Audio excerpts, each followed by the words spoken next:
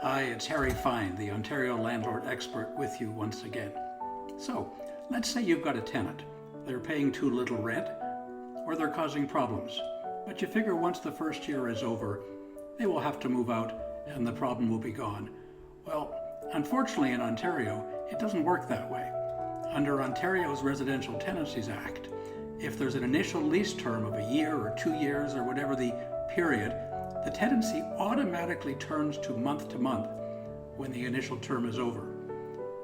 Many new landlords are shocked when they find out that in Ontario, there's no such thing as an absolute fixed term tenancy agreement, where after the term is over, the tenant has to move out.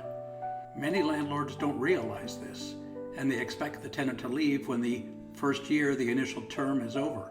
But this causes a lot of problems.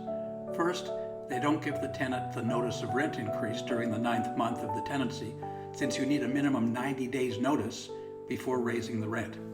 And then they mistakenly use the last month's rent deposit for the last month of the term, when in fact they should be applying that last month's rent deposit to the last month of the tenancy, the last month they live there. They could be there for 5 years, 10 years, even more. And you as the landlord are supposed to pay them interest annually on that deposit and only apply that deposit to the last month when the tenancy ends. Having a lease with term is bad for landlords. A month-to-month tenancy from the beginning is probably better, but if you're renting out a condo, most condominiums want to see the lease and they won't allow a tenancy without a term of at least 1 year.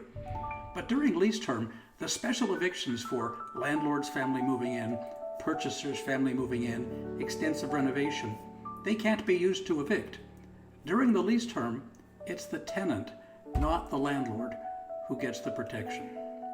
So be careful.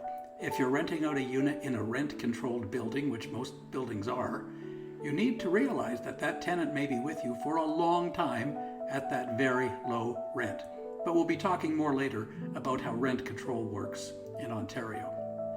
Now that you know the facts, I hope you'll visit my website at landlordtraining.ca if you want more information. We'll talk to you later.